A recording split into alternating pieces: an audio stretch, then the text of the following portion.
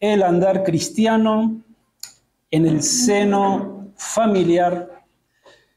Es el tema del que nos venimos ocupando desde el capítulo 5 y el verso 21 en adelante, porque a partir de ese versículo, el apóstol Pablo viene hablando acerca de cuál es el diseño de Dios para el matrimonio y para la familia. Está hablando específicamente de cómo deben ser las relaciones dentro del hogar cristiano.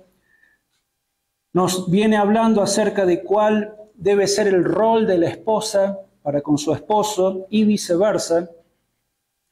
Y más adelante, cuando terminemos de analizar el rol del esposo, que es el tema en el cual estamos abocados ahora, después de esto va a hablar acerca de cuál es el rol de los padres para con los hijos, de los hijos para con los padres. Y nosotros, habiendo ya nos hemos detenido hace 2 mensajes atrás en cuál es el rol de la esposa para con su esposo, ahora estamos hablando acerca de lo que es el rol, de lo que debe ser el rol del esposo cristiano para con su esposa. Y el domingo pasado empezamos a hablar de este tema, del rol del esposo, pero también estuvimos leyendo una encuesta que se ha hecho hace muy poco tiempo aquí en nuestro país, en nuestra provincia, y una encuesta que arroja unos números realmente contundentes, pero alarmantes también, porque veíamos en esa encuesta de que 1 de cada 3 matrimonios se separan, se divorcian. Y veíamos también otro número bastante alarmante que arroja esa encuesta, es de que el promedio en el que duran estos matrimonios que después terminan en divorcio es un promedio nada más que de 12 años. 12 años, algo que el matrimonio es una institución divina, la cual Él ha ideado, Él ha instituido. El matrimonio no es una idea de los hombres, no es una idea de la iglesia. El matrimonio ha sido idea de Dios allá en el principio, en Génesis. Y el Señor lo instituyó y lo diseñó para que sea para toda la vida. Y sin embargo vemos en esta encuesta de que estos matrimonios que terminan en divorcio duran aproximadamente 12 años. Entonces nos hacíamos la pregunta de por qué ocurre esto.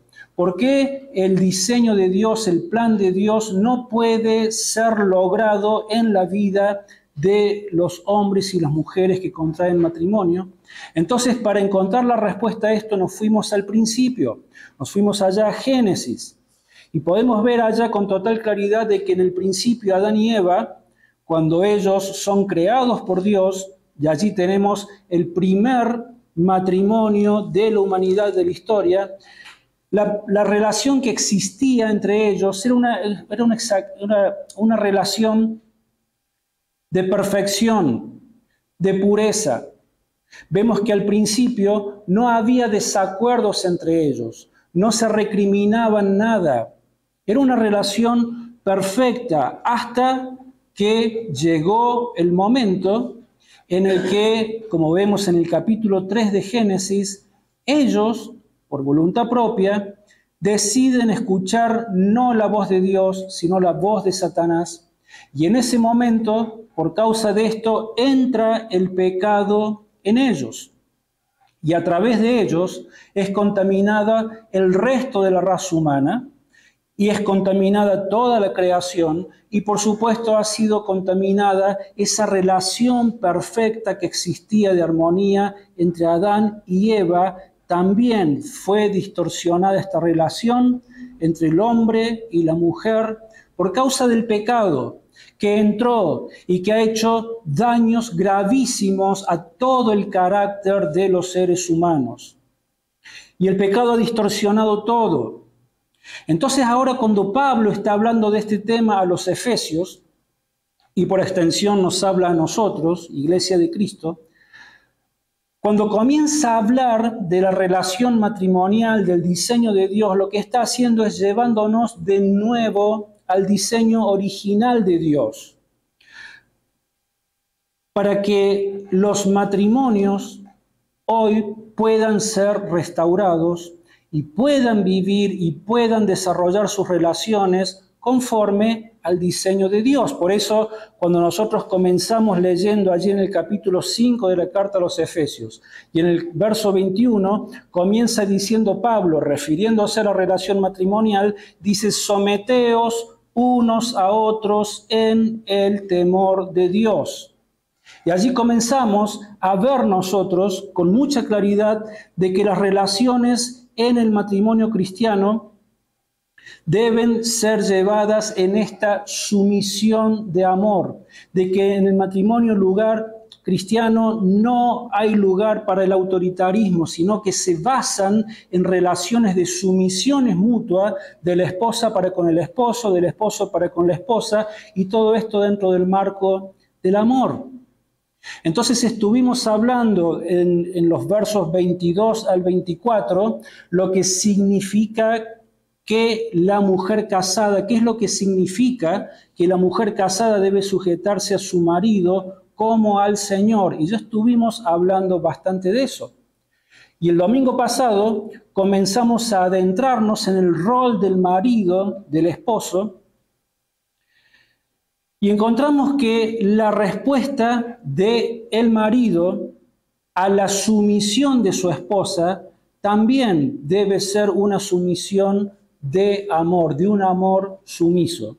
Vamos a leer entonces Efesios capítulo 5, versos 25 al 33, en donde Pablo nos está hablando justamente del rol del esposo para con su esposa en el hogar.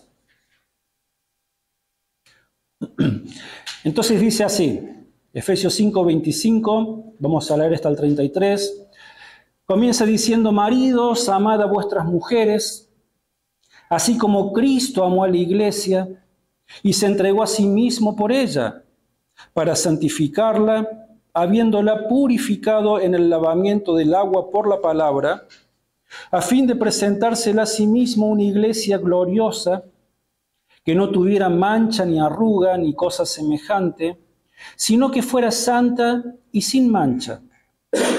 Así también los maridos deben amar a sus mujeres como a sus mismos cuerpos. El que ama a su mujer, a sí mismo se ama.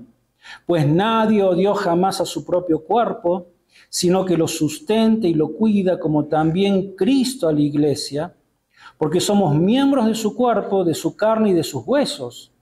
Por esto, dejará el hombre a su padre y a su madre, se unirá a su mujer, y los dos serán una sola carne. Grande es este misterio, pero yo me refiero a Cristo y a la iglesia. Por lo demás, cada uno de vosotros ame también a su mujer como a sí mismo, y la mujer respete a su marido. Entonces, otra vez vemos con absoluta claridad que del mismo modo que el Señor manda a las esposas a que ellas sean sujetas a sus maridos en todo, del mismo modo ahora manda a los esposos a amar a sus esposas. Y decíamos de que en este pasaje que acabamos de leer, en 6 oportunidades encontramos el verbo amar. Entonces, eso nos quiere decir mucho de cuál es la esencia de esta parte del mensaje de Pablo. Todo gira en torno al amor del esposo por la esposa. Y también comenzamos diciendo de que en este pasaje nos encontramos nosotros con 5 características que hacen a este amor, que son características de este verdadero amor. Entonces nosotros vemos de que Pablo habla de que el amor del esposo para con la esposa primero tiene que ser un amor sacrificado, después habla de que tiene que ser un amor purificador, en tercer lugar habla de que tiene que ser un amor protector, cuarto, un amor indestructible y quinto, un amor motivado por el amor de Cristo. De esas 5 características habla Pablo en este pasaje. Nosotros el domingo pasado comenzando a hablar del rol del esposo para con la esposa, ya nos estuvimos refiriendo a qué es lo que significa que el esposo tenga un amor sacrificado por su esposa. Hoy vamos a detenernos en la segunda característica, y es esto de que el amor del esposo para con la esposa debe ser un amor purificador. Por eso es de que dice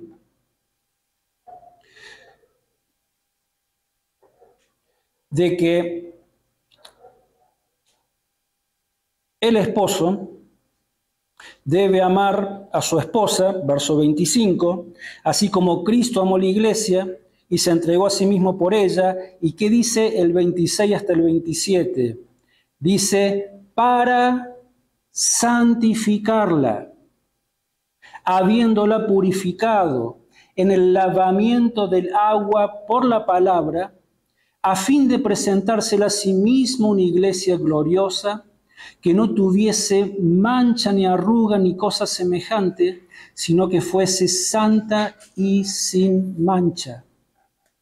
En definitiva, esta es la razón por la que Cristo ha dado su vida por su iglesia. Para esto, para santificarla, para purificarla. Entonces nosotros comenzamos viendo de que la iglesia es la esposa de Cristo. Así lo describe la palabra de Dios en varios lugares. Es importante que nosotros podamos entender de que tanto el Señor Jesucristo como algunos de los autores del Nuevo Testamento, ellos han usado figuras para referirse a la iglesia, para identificar a la iglesia. Ya han usado distintas figuras. Por ejemplo, si nosotros vamos a la carta a los Corintios, la primera carta a los Corintios, nosotros ahí vamos a ver de que el apóstol Pablo, primera de Corintios, capítulo 3, verso 16 al 17, primero capítulo 3, verso 9, primera de Corintios 3, 9, vemos de que el apóstol Pablo compara a la iglesia con un edificio. Por eso dice, porque nosotros somos colaboradores de Dios y vosotros sois labranza de Dios, edificio de Dios.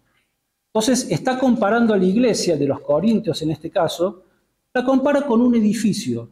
Y de esta manera ilustrativa es muy didáctico para poder entender las enseñanzas que Pablo viene dando y después va a seguir dando. Entonces vemos de que se usan estas imágenes un poco más adelante en el verso 16 al 17 de la primera carta a los Corintios, allí mismo capítulo 3, 16, 17, ahora compara a la iglesia con un templo. Por eso dice, ¿acaso no sabéis que sois templo de Dios y que el Espíritu de Dios esté en vosotros?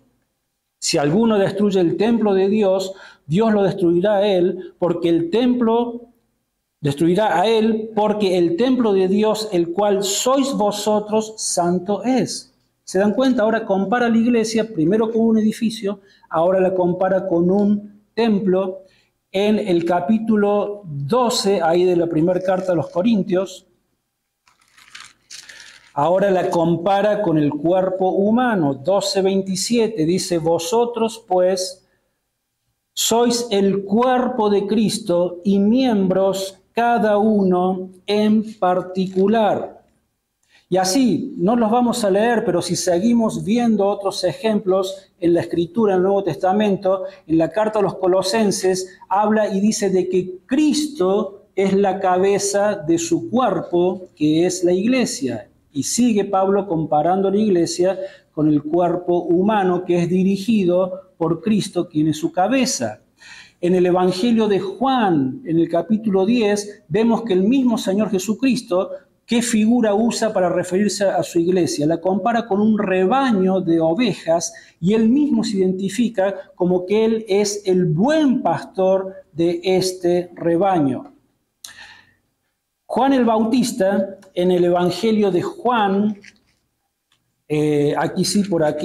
por allí lo vamos a leer, Evangelio de Juan, capítulo 10, verso 27 al 28, vamos a ver de que Juan el Bautista compara a la iglesia como que es la esposa del esposo, obviamente, y este esposo es el Señor Jesucristo, y la esposa es la iglesia. Juan capítulo 10, verso 27 al 28. Dice, a ver, Juan 10, 27, 28. Mis ovejas oyen mi voz y yo las conozco y me siguen. Yo les doy vida y no perecerán jamás, ni nadie las arrebatará de mi mano. Y en Juan 10, 11, el Señor Jesús dice, yo soy el buen pastor su vida da por las ovejas. Es Juan capítulo 3, verso 28. Estaba leyendo mal, donde vemos que hace referencia a la iglesia como la esposa de Cristo. Juan 3, 28, 29 dice, vosotros mismos me sois testigos de que dije, yo no soy el Cristo, sino que soy el enviado delante de él. El que tiene a la esposa, y acá se refiere a la iglesia, es el esposo, y acá se refiere al Señor Jesús. Pero el amigo del esposo, el que está a su lado, y lo oye, se goza grandemente de la voz del esposo. Y por último, si leemos nosotros en Apocalipsis, acá lo vemos también de una manera muy clara, como también el apóstol Juan, Apocalipsis 19, versos 7 al 8, usa la misma figura de la iglesia como la esposa del Señor Jesucristo. Apocalipsis 19, 7 al 8, dice, gocémonos, alegrémonos y démosle gloria porque han llegado las bodas del Cordero y su esposa se ha preparado.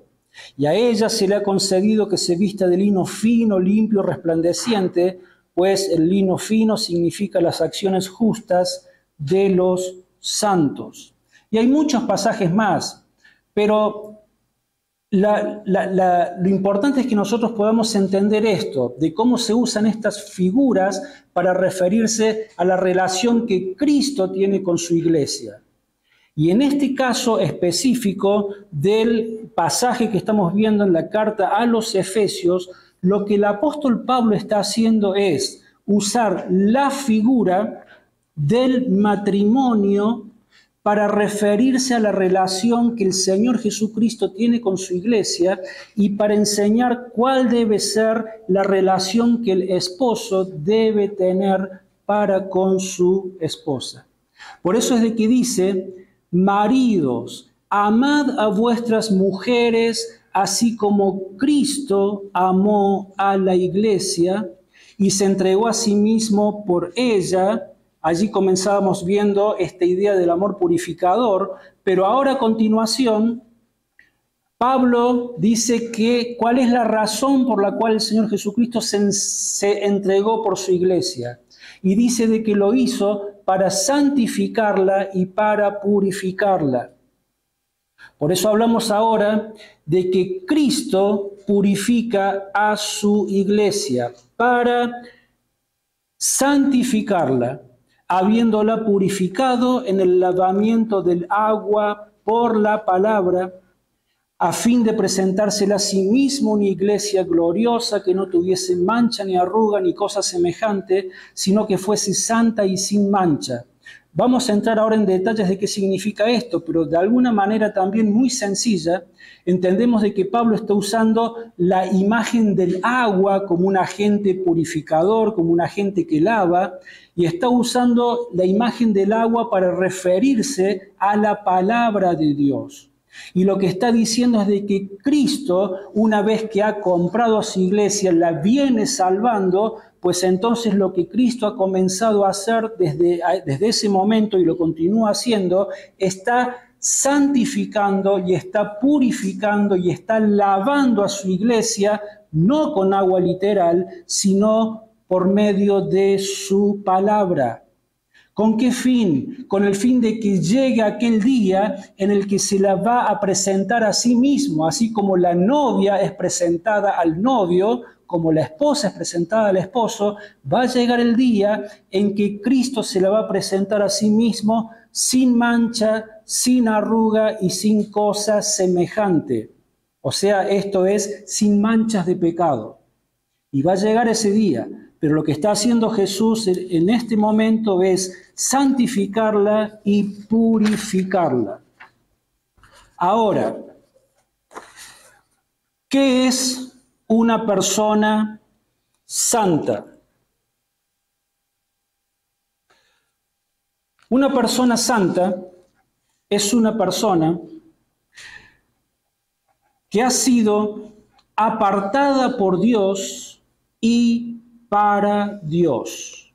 Y Cristo ha dado su vida por la iglesia justamente para esto, para santificarla y apartarla para Dios. ¿Apartarla de qué? Apartarla del pecado para Dios. ¿Cómo es que ocurre esto? Bueno, esto ocurre cada vez de que una persona se arrepiente de sus pecados y pone su confianza en el sacrificio de Cristo para limpieza y perdón de sus pecados.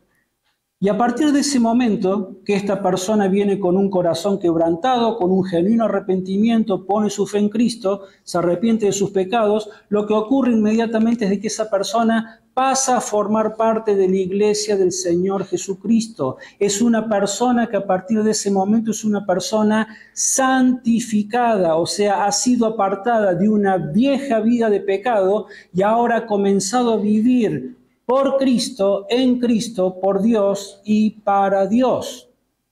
Fíjense, primer carta a los Corintios, capítulo 1, verso 1 al 3. ¿Cómo comienza Pablo refiriéndose a la iglesia de los Corintios? Primer carta de Pablo a los Corintios, capítulo 1, verso 1 al 3. Dice: Pablo, llamado a ser apóstol de Jesucristo, por la voluntad de Dios, y el hermano Sóstenes, a la iglesia de Dios que está en Corinto, a los santificados en Cristo Jesús, llamados a ser santos, con todos los que en cualquier lugar invocan el nombre de nuestro Señor Jesucristo, Señor de ellos y nuestro, gracia y paz a vosotros de Dios nuestro Padre y del Señor Jesucristo. ¿Se dan cuenta cómo se refiere Pablo a la iglesia de los Corintios? Y esto aplica a cualquier iglesia. Dice, se refiere a ellos como a los santificados en Cristo Jesús, llamados a ser santos. Aquellos que han sido apartados porque han puesto su fe en Cristo, ahora han sido apartados de las tinieblas, de la vida de pecado, han sido apartados, han sido santificados por Cristo para comenzar a vivir por Dios y para Dios. Allí tienen otros pasajes para después poder ver en su casa. Pero el Señor Jesucristo no solamente santifica a su iglesia en esta primera etapa, sino que a partir de allí Cristo comienza un proceso de purificación. Lo que también llamamos un proceso de santificación. ¿Y cómo lo hace Cristo esto? Lo hace por medio de la administración de su palabra a la iglesia.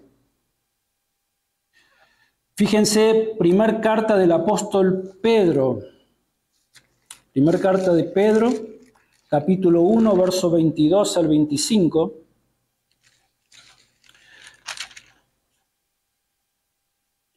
Primera de Pedro, capítulo 1, verso 22 al verso 25.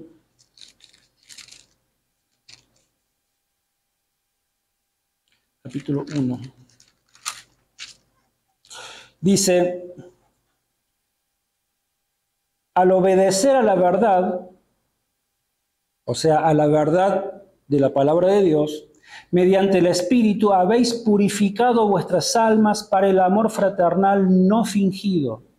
Amaos unos a otros entrañablemente de corazón puro, pues habéis renacido no de simiente corruptible, sino de incorruptible, por la palabra de Dios que vive y permanece para siempre. Porque toda carne es como hierba y toda la gloria del hombre como flor de la hierba se seca y la flor se cae, mas la palabra del Señor permanece para siempre, y esta es la palabra que por el Evangelio os ha sido anunciada. ¿Se dan cuenta? Pablo está diciendo, hermanos, ustedes han renacido, han experimentado el perdón de sus pecados, han experimentado el nuevo nacimiento de Dios. ¿A causa de qué? A causa de que se les presentó el Evangelio por medio de la palabra de Dios. Ustedes han sido renacidos gracias a que han escuchado la palabra de Dios. Pero después de que una persona ha renacido por la administración de la palabra y ha sido santificada, apartada por Cristo para Dios, entonces el Señor Jesucristo ha comenzado un proceso de purificación diaria con su iglesia. Y todo esto también gira en torno a la exposición de la palabra de Dios. Vamos a la carta de Pablo a Tito.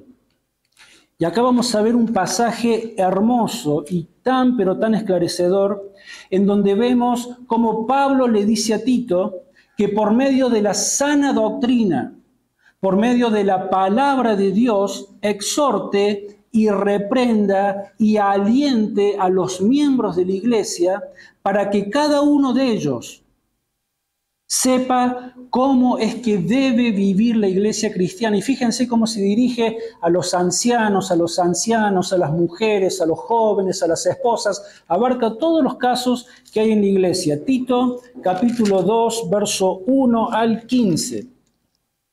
Y fíjense cómo todo este proceso de purificación gira en torno y se basa sobre los cimientos de la predicación de la sana doctrina.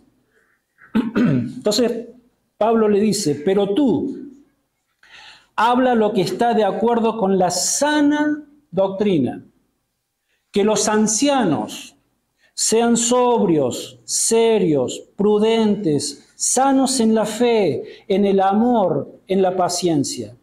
Las ancianas, asimismo, sean reverentes en su porte, que no sean calumniadoras ni esclavas del vino, sino maestras del bien, que enseñen a las mujeres jóvenes a amar a sus maridos y a sus hijos, a ser prudentes, castas, cuidadosas de su casa, buenas, sujetas a sus maridos, para que la palabra de Dios no sea blasfemada. Exhorta asimismo a los jóvenes a que sean prudentes. Preséntate tú en todo como ejemplo de buenas obras en la enseñanza, mostrando integridad, seriedad, palabra sana y irreprochable, de modo que el adversario se avergüence y no tenga nada malo que decir de vosotros. Exhorta a los esclavos a que se sujeten a sus amos, que agraden en todo, que no sean respondones, que no roben, sino que se muestren fieles en todo, para que en todo adornen la doctrina de Dios nuestro Salvador. La gracia de Dios se ha manifestado para salvación a toda la humanidad y nos enseña que renunciando a la impiedad y a los deseos mundanos, vivamos en este siglo sobria, justa y piadosamente, mientras aguardamos la esperanza bienaventurada y la manifestación gloriosa de nuestro gran Dios y Salvador Jesucristo. Él se dio a sí mismo por nosotros para redimirnos de toda maldad y purificar para sí un pueblo propio, celoso de buenas obras. Esto habla y exhorta y reprende con toda autoridad. Nadie te menosprecie. ¿Se dan cuenta el proceso de santificación de Cristo para con su iglesia? Le dice Pablo a Tito, fíjate y ministra los corazones de todas las personas que están en tu iglesia, ancianos, ancianas, jóvenes, esposos, esposas, todas las personas, y muéstrales cómo debe ser la vida cristiana, pero hazlo en base a lo que está de acuerdo con la sana doctrina. Timoteo, estas cosas habla, exhorta y reprende con toda autoridad, porque el Señor se dio a sí mismo por nosotros para redimirnos de toda maldad y purificar un pueblo propio para sí. Cristo está purificando a su iglesia. Lo mismo podemos ver en el Evangelio de Juan, en el capítulo 17, donde el Señor Jesucristo está orando al Padre momentos antes de ser arrestado para después ir a la cruz, y se está despidiendo de sus apóstoles y ora al Padre. Juan capítulo 17, verso 14 al 20, y el Señor ora de esta manera y dice: yo les he dado tu palabra y el mundo los odió porque no son del mundo, como tampoco yo soy del mundo. No ruego que los quites del mundo, sino que los guardes del mal. No son del mundo, como tampoco yo soy del mundo. Santifícalos en tu verdad. Tu palabra es verdad. Como tú me enviaste al mundo, así yo los he enviado al mundo. Por ellos yo me santifico a sí mismo, para que también ellos sean santificados, pero no ruego solamente por estos, sino también por los que han de creer en mí por la palabra de ellos. Entiéndase, Jesús estaba orando por sus apóstoles y les dice al Padre: Padre, santifícalos en tu verdad, tu palabra es verdad, o sea, por medio de tu palabra que sean santificados, y termina diciendo: pero no estoy orando solamente por estos, por los 12, sino que estoy orando también por todos aquellos que van a creer en mí por la palabra de ellos. Y ahí el Señor está orando por nosotros, está orando por su iglesia, y está orando para que el Señor purifique a su iglesia por medio de su palabra. ¿Cuál es el fin de esta purificación? Como decíamos, es de que al final la esposa de Cristo, que es la iglesia, sea presentada a su esposo, sea presentada a sí mismo una iglesia gloriosa, que no tuviese mancha ni arruga ni cosa semejante, sino que fuese santa y sin mancha. Y esto es lo que va a pasar, porque esto es lo que Cristo está haciendo con su iglesia. Esto es lo que va a ocurrir el día que toda la iglesia de Cristo esté en la misma presencia gloriosa de su Señor. Allí en el verso 24 del capítulo 17 de Juan, el Señor también sigue orando y dice: Padre, aquellos que me has dado, quiero que donde yo esté, también ellos estén conmigo, para que vean mi gloria que me has dado, pues me has amado desde antes de la fundación del mundo.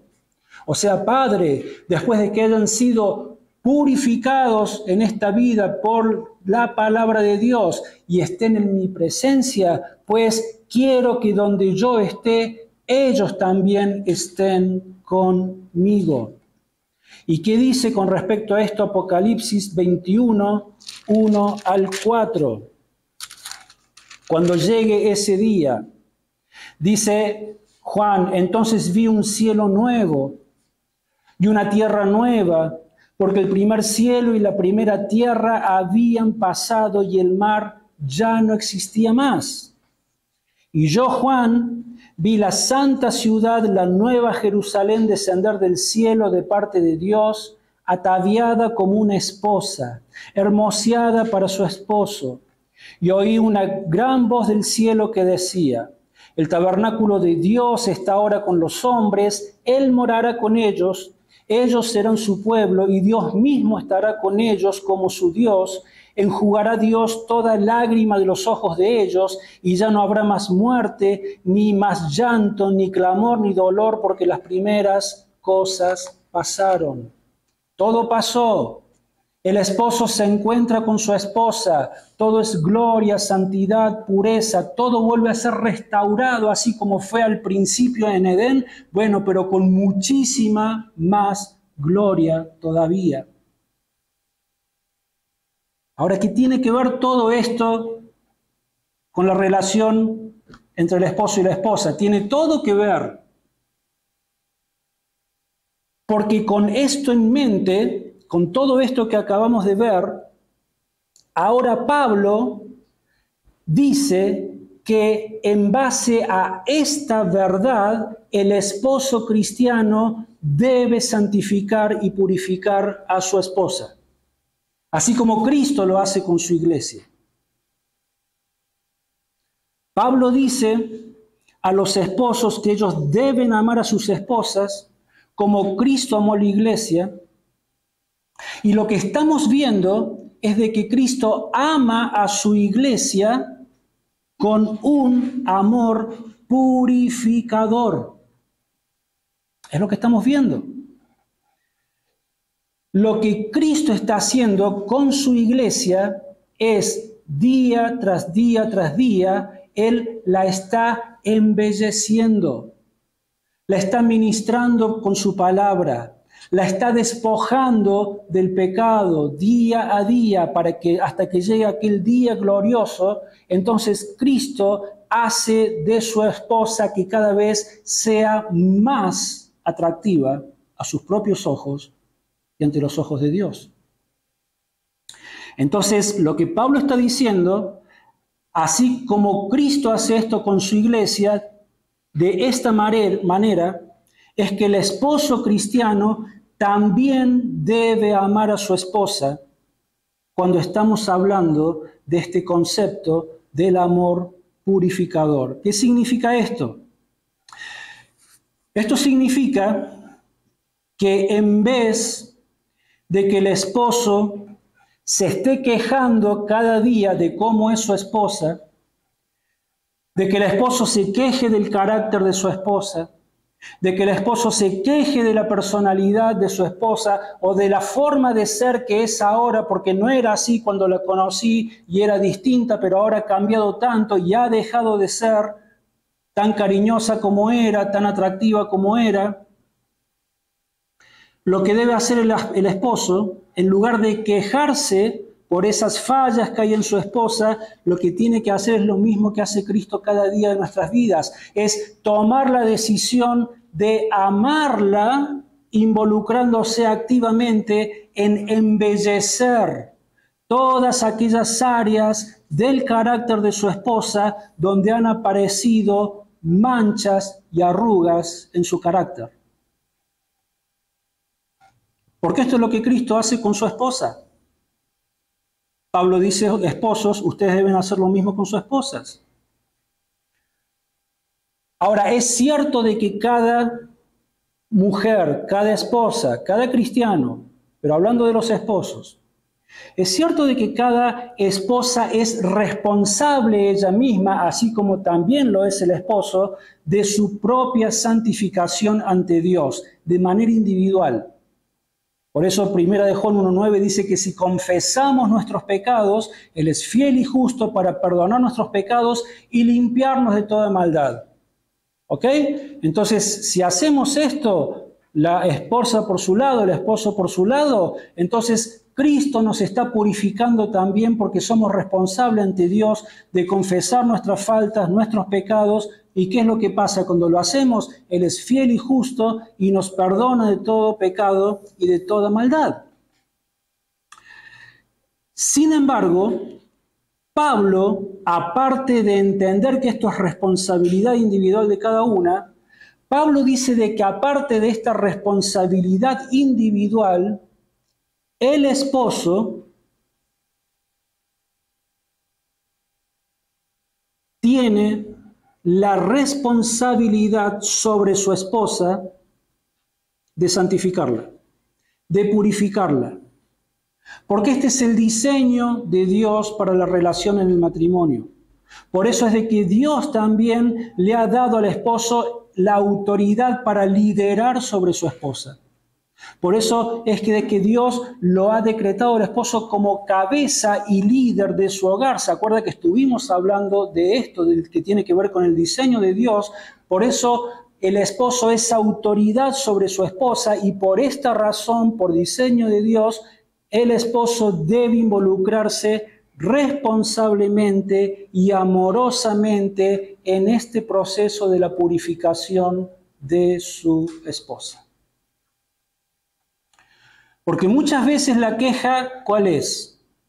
Mi esposa no me respeta.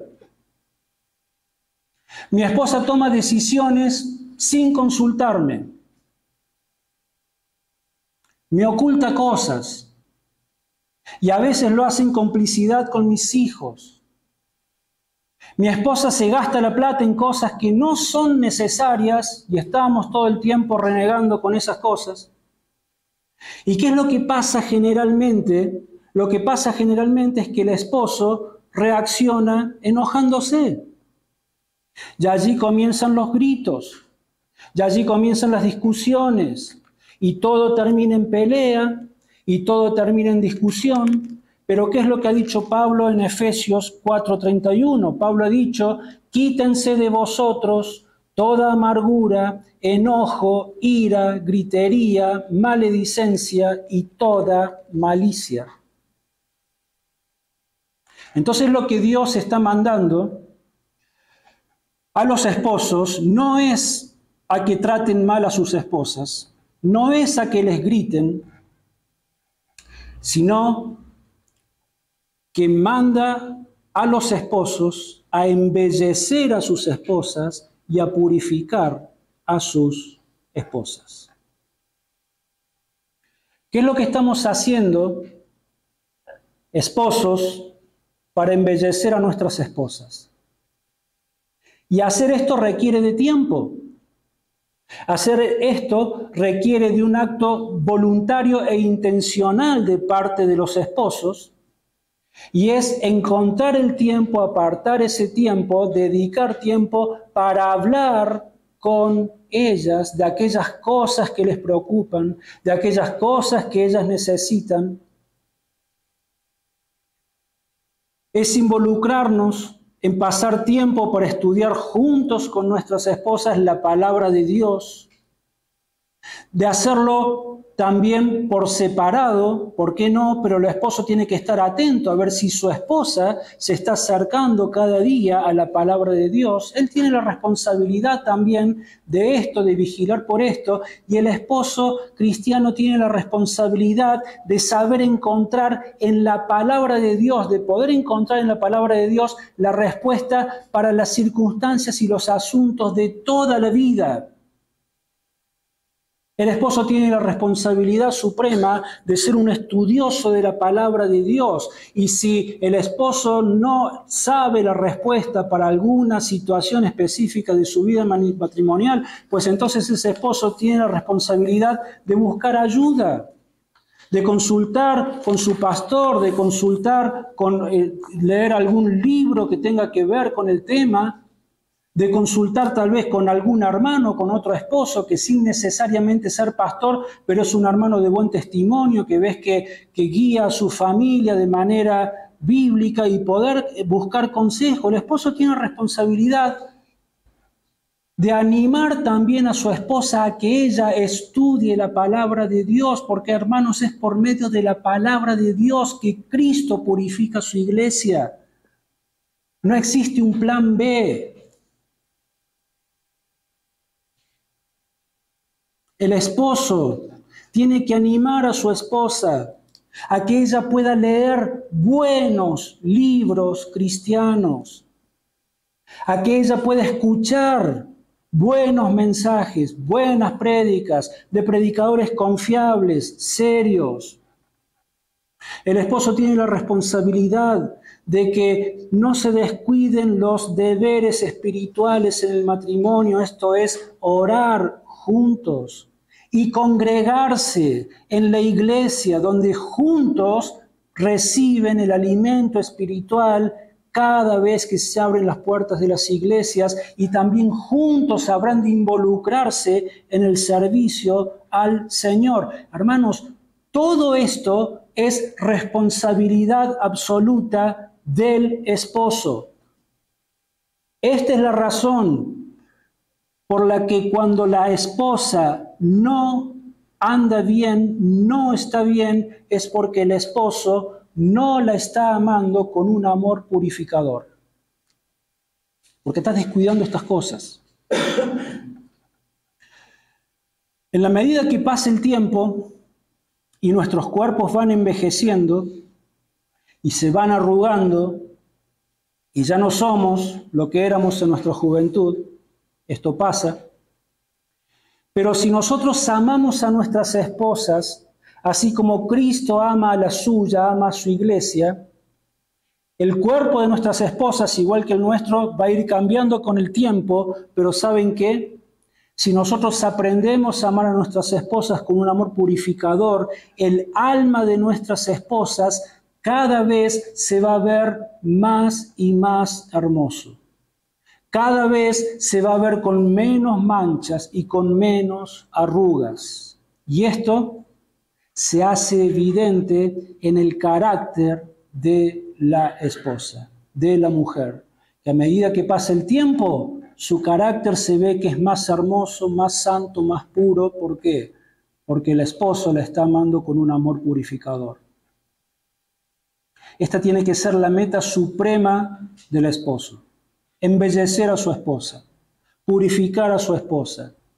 Esta tiene que ser el deber supremo, el propósito supremo, la prioridad suprema de amar a su esposa así como Cristo ama a su iglesia. Nada es más importante en la vida de un matrimonio que esto.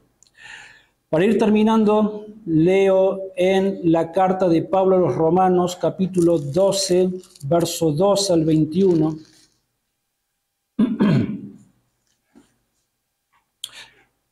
No, perdón, capítulo 12, verso 2. Y después vamos a leer el verso 21. Pablo dice, no os conforméis a este mundo, sino transformaos por medio de la renovación de vuestro entendimiento, para que comprobéis cuál es la buena voluntad de Dios, agradable y perfecta. ¿Cómo hacemos? Para no conformarnos a este mundo, a los consejos de este mundo, a la filosofía de este mundo, a la psicología de este mundo. ¿Cómo hacemos? Pues tenemos que renovar nuestro entendimiento. ¿Y cómo lo renovamos? Sacando todas aquellas cosas que van en contra de la palabra de Dios y llenando nuestro entendimiento y nuestro corazón con el conocimiento de la palabra de Dios, porque es la única manera que vamos a poder comprobar cuál es la voluntad de Dios para nuestros matrimonios y para todos los asuntos de la vida. Y la voluntad de Dios dice que es agradable y que es perfecta. Y en el verso 21 dice, no seáis vencidos de lo malo, sino vence con el bien el mal. Hacer esto, ocuparnos en esto, esto es un amor purificador. Pero empieza por nosotros, esposos. Nosotros somos los responsables de quitar las manchas y las arrugas del carácter de nuestras esposas.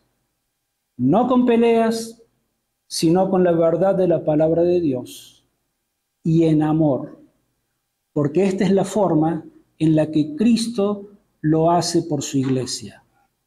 Por eso dice, maridos, amad a vuestras mujeres, así como Cristo amó a la iglesia y se entregó a sí mismo por ella, para santificarla, habiéndola purificado en el lavamiento del agua por la palabra, a fin de presentársela a sí mismo una iglesia gloriosa, que no tuviese mancha, ni arruga, ni cosa semejante, sino que fuese santa y sin mancha. El próximo domingo vamos a estar hablando de la tercera característica de lo que debe ser el amor de un esposo por su esposa, y vamos a estar hablando del amor protector. Muy bien, vamos a orar. Señor, te damos gracias una vez más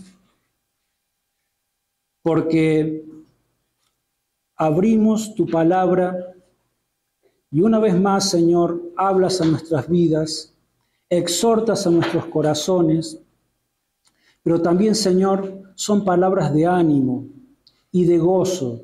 Si las recibimos como Pedro dice que tenemos que recibirlas, con mansedumbre, con corazones humillados, reconociendo y confesando nuestros pecados y como esposos hemos fallado tantas veces en hacer lo que tu palabra nos manda.